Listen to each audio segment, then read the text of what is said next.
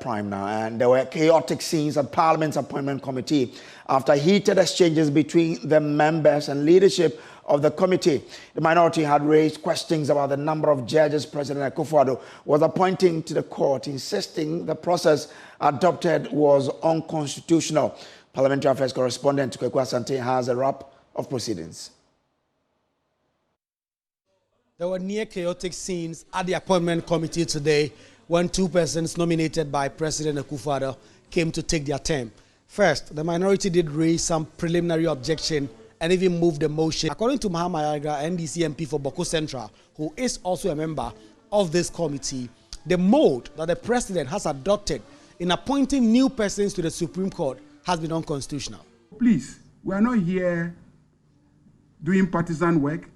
I said every president that I have known since the number was increased beyond 10 has violated this, and we parliamentarians have condoned it. Well, this is a position the majority on the committee disagreed with. It led to a lot of back and forth and chaos in the committee.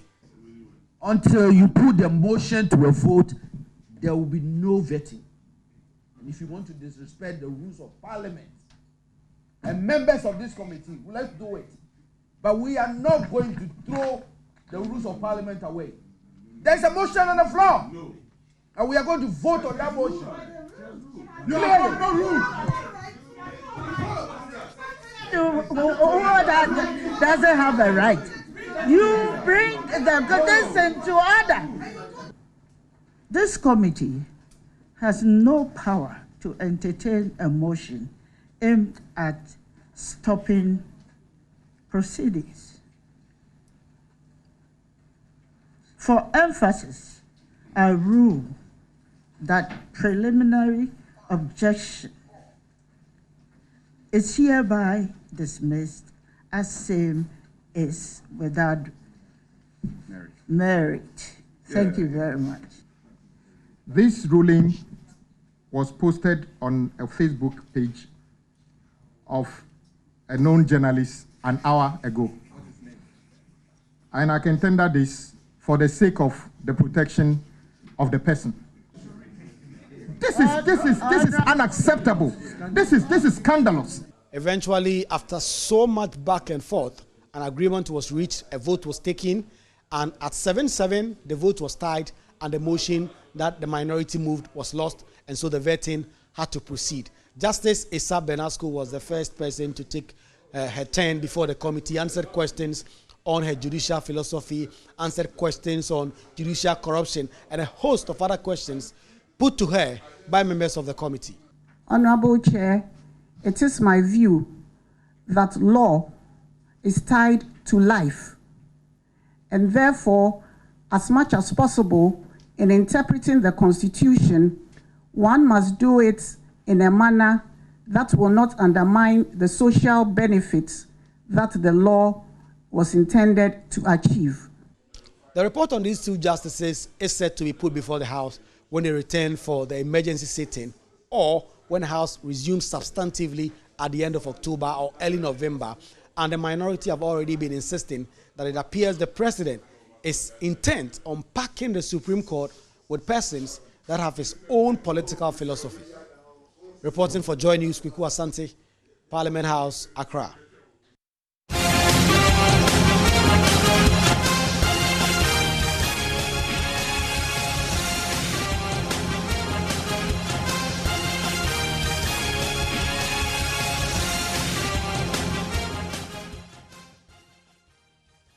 Well, Election Headquarters is brought to you by Petrosol, your clean fuel in full quantity, and the Chartered Institute of Management Accountants, the American Institute of Certified Public Accountants, together as the Association of International Certified Professional Accountants. Also by the Chopbox Technologies, a convenient service, and Youth Bridge Foundation, bridging the gap for positive youth development. Now, the Catholic Bishops' Conference has expressed worry over the political tension in the country ahead of the December general elections. Now, the concern follows a declaration on a campaign platform by our Greek Minister, Brian Achampon, that the governing party will use all means possible to retain power.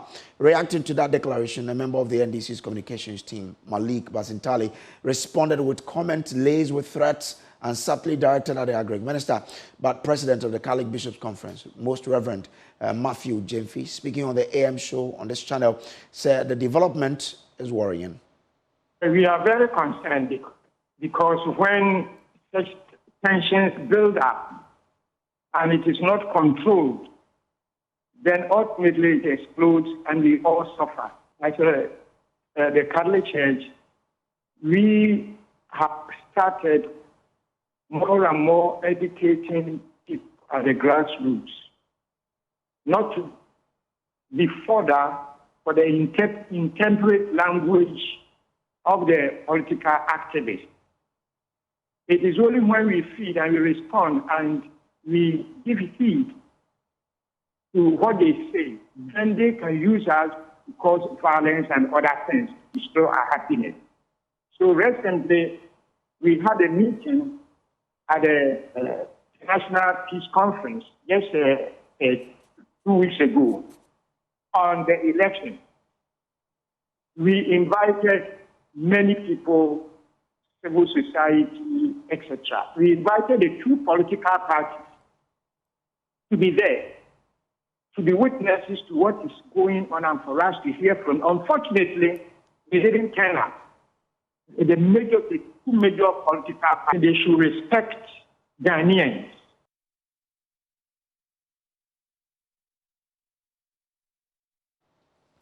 Joining us for more on this, the Deputy National Communications Director of the governing NPP, Haruna Mohammed, and Deputy Communications Officer of, so is the Deputy General Secretary of the NPP, Haruna Mohammed, and also the Deputy General Secretary of the Opposition NDC, Mustafa Agyapadie. Grateful to you, gentlemen, for joining. Let me throw this question to both of you. Why have you decided to go on this tangent of using annoying and threatening language other than selling your message to the electorate? Let me start with you, Gwande, and then I'll come to Mohammed. Thank you very much. And I think that good evening to our cherished listeners. Basically, the Peace Council have stated their efforts to see that they control the political tension in the country. But I'll recall that even your station held where myself and Haruna would have to make some commitment of both the NDC and the NPP to a peace accord.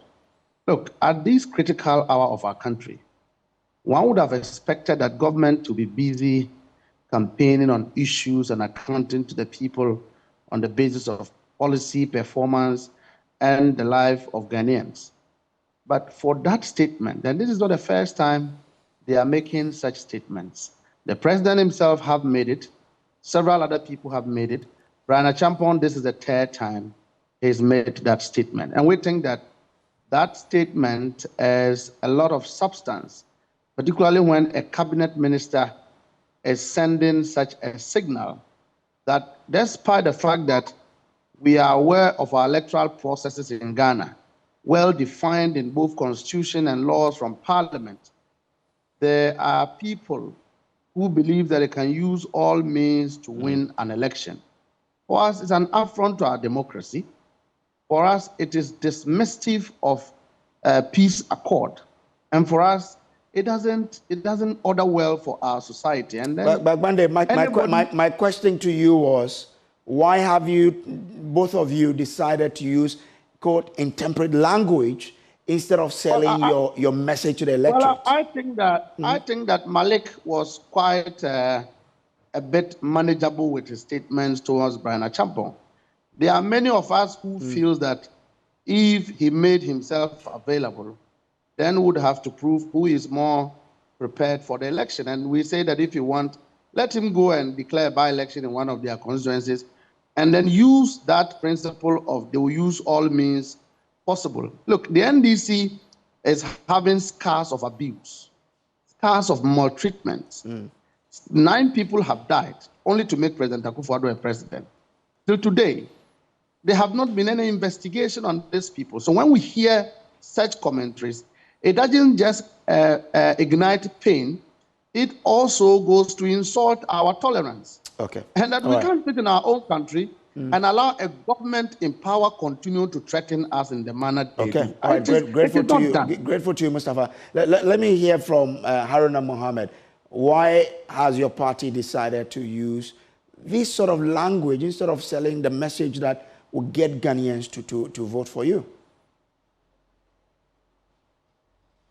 I think that what I can say in this respect is that I assume we are speaking to the statement that's made by Brian Atampo, right? Sure. Yes.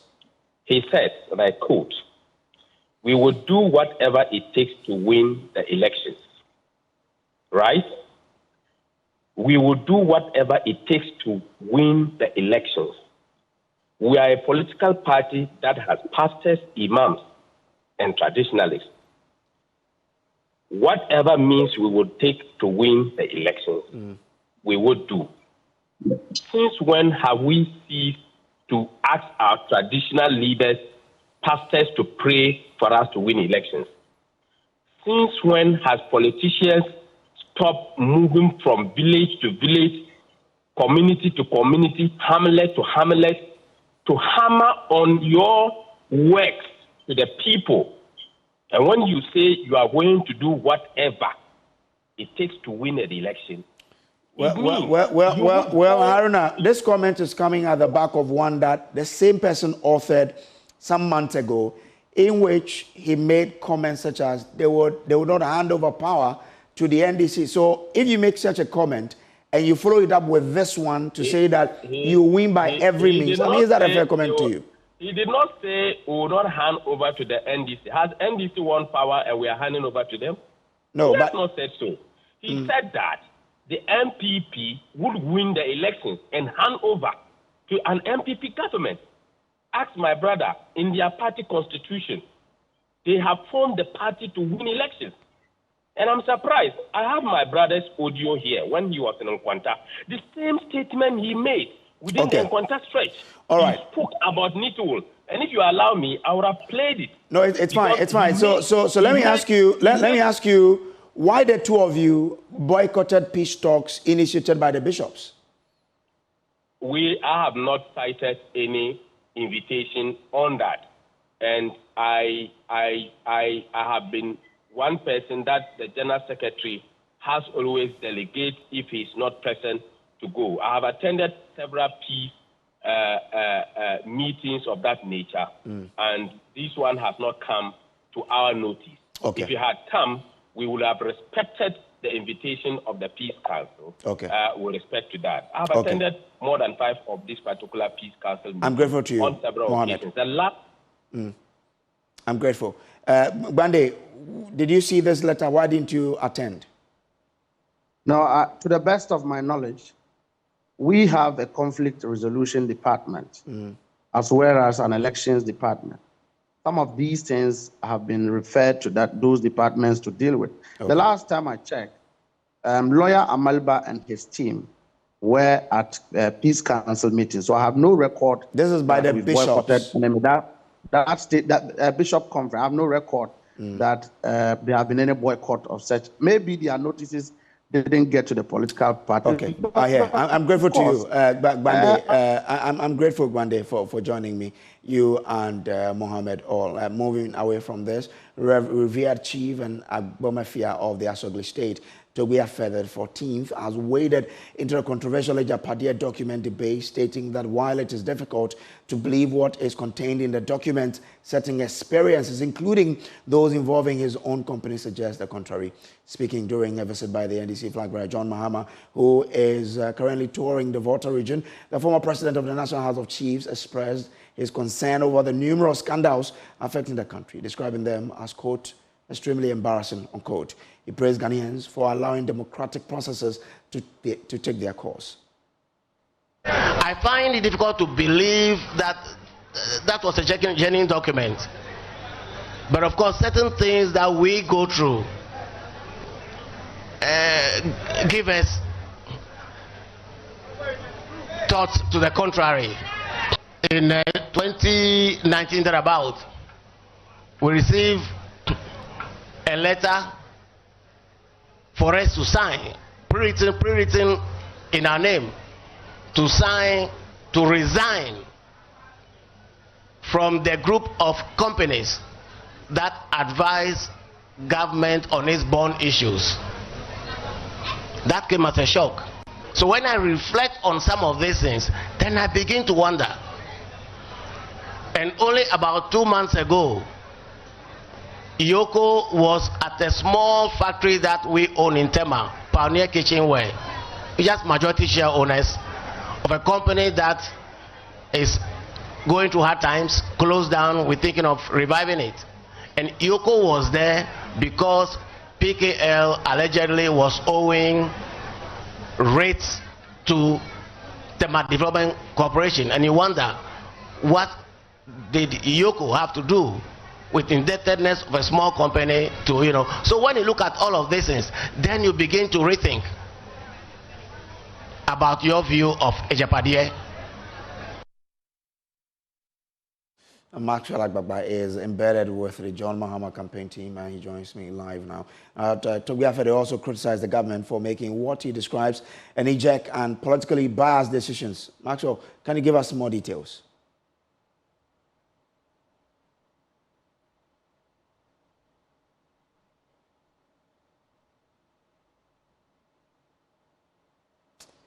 Maxwell, if you can hear me, Agyapadie criticized the government for making what he describes as knee-jerk and politically biased decisions. Can you give us more details?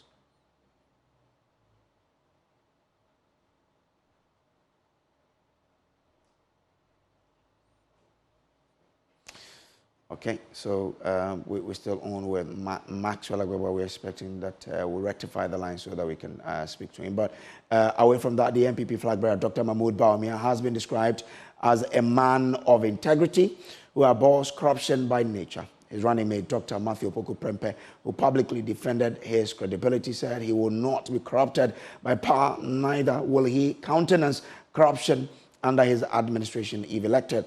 He made these comments when freelance investigative journalist Manasseh Azura-Wene presented to him copies of his book, The President Ghana Never Got. I serve a flag bearer who would not be corrupted by power. And I serve a flag bearer who Ghanaians should watch the space. I don't believe he would condone corruption. Neither do I believe he will cover corruption. But if we look at the word corruption in this English meaning, you can be corrupt from your even mind. And it had nothing to do with even graft or theft of resources. In your manner, it can lead to corruption and things like that. So I also feel passionately that we have used the word corruption too much. Maxwell Agyapadie joins me again from the John Mahama campaign, and Maxwell Agyapadie was criticizing government for making what he describes as knee-jerk and politically biased decisions. You can give us more about this, the details of what exactly he said.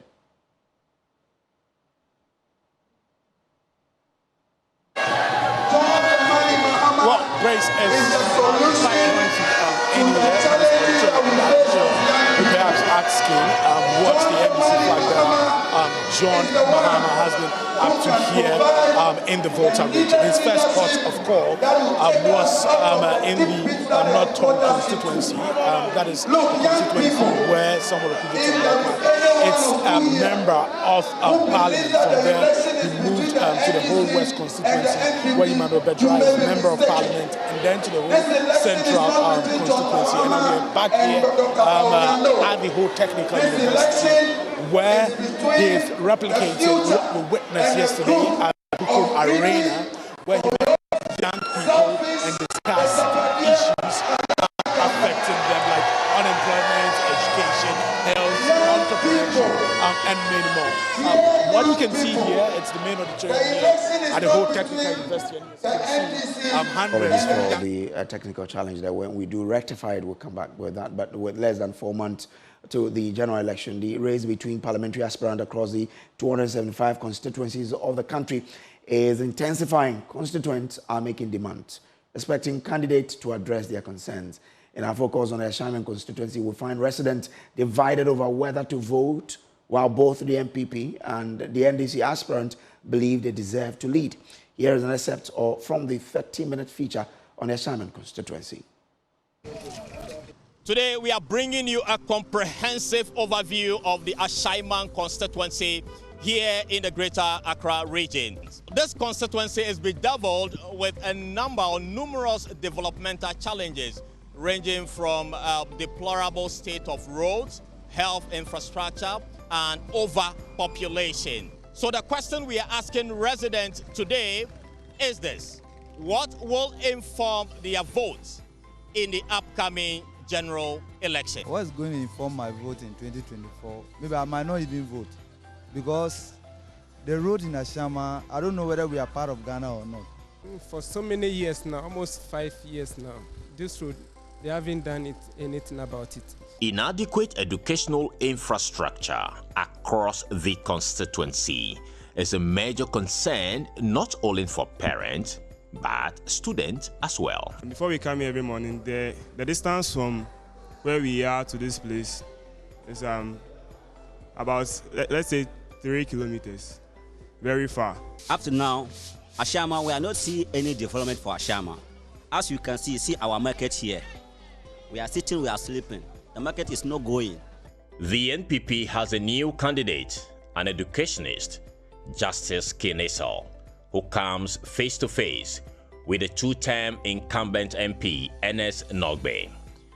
The question is, what records are they riding on to get voted? I have chalked a lot of successes by instituting the MP's mock in the municipality, by engaging both private and then public schools in the MP schools, by donation of teaching and learning materials. Born and bred in a place like Ashaiman, you should be concerned about what goes on in Ashaiman. I went on to lead school owners, having become a proprietor myself within the area, through to the Lashibi Mission Camp area, then went on to win elections to become a leader of school owners across the country. The demand for good roads, a vibrant economy, appreciable social and educational infrastructure, sound healthcare system, among others, are the top issues voters in the Ashaiman constituency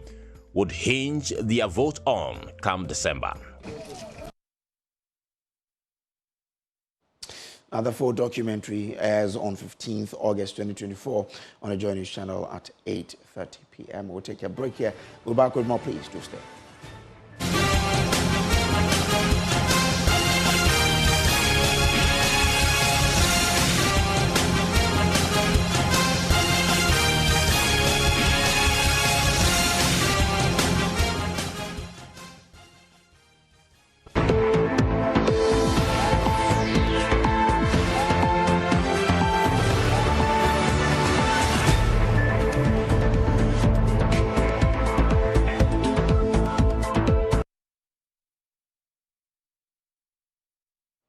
Welcome back from the break. Now, after a harrowing brush with death, 33-year-old Grace Akosia-Samoa is now seeking urgent help to fund the surgeries she desperately needs. Her life took a devastating turn, and although she's already undergone multiple surgeries, several more lie ahead on her path to recovery.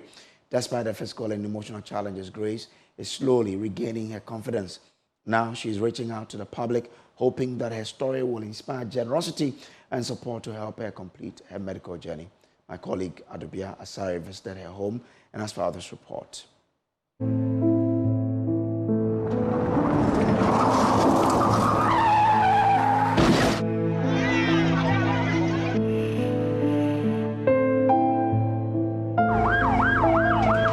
On March 15, 2021, Grace Akosia-Samoa's decision to help a friend took an unexpected turn, setting off a life-altering chain of events. I had a call from a friend that I should go and help her, that she's sick.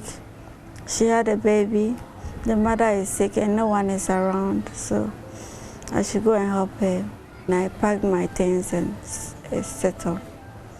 And that was the day, the very day the thing happened. She vividly recalls how their inexperienced driver's negligence led to a tragic accident. He was overtaking another car with speed, and then the tire busted, so he couldn't control. And then the car somersaulted, which resulted in killing 6 people. You may be wondering what happened to the driver. Nothing happened to him. I learned he has been jailed for 7-9 years, I think so. Grace shares her medical journey, detailing the number of surgeries she's had and how many she's left to undergo. Well, from the hospital, I went to 37 Military Hospital for the first surgery. My eye, the left eye, you see, it comes down, the lid, how do I say it? Under the eye. Can you take off your glasses? Yes. This place, it can come down, then all this place will be showing. So I need to go for them to tack it up. And then also my nose. This place is part of my nose, and then my legs as well. Funding her surgeries has been an uphill battle. I wish someone can help me to do my surgery, the complete facial surgery, and also give me something to do to fend for myself. Like many other fatal road crash victims, Grace Akosua-Samoa has to deal with a new, difficult life, different from what she's known. Drive safe, save lives. Adobia Asari's report for Joy News. Quite a heartbreaking story there, and I mean, if you're touched, please get to the aid of Grace because she needs your help. Yeah. Away from that, the Ghana Space Science and Technology Institute has disclosed that the Republic of Ghana plans to launch a rocket into space orbit soon. However, the long-term ambition, it says, will require partnerships from other member states of the International Astronomical Union, IAU. The roadmap is emerging on the sidelines of the General Assembly of the International Astronomical Union, which is being held for the first time in South Africa's city of Cape Town. There's more in the following report.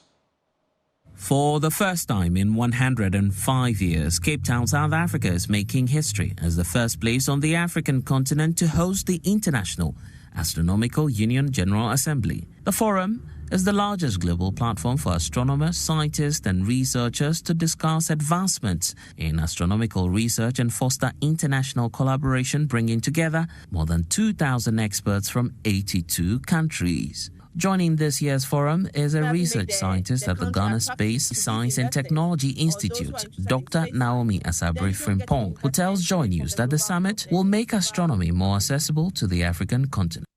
At the IAU, we see a lot of young African scientists here presenting their work, talking about collaboration. They are being exposed to the global community, where they are also here to show what they do and where they have plans to partner with Africa.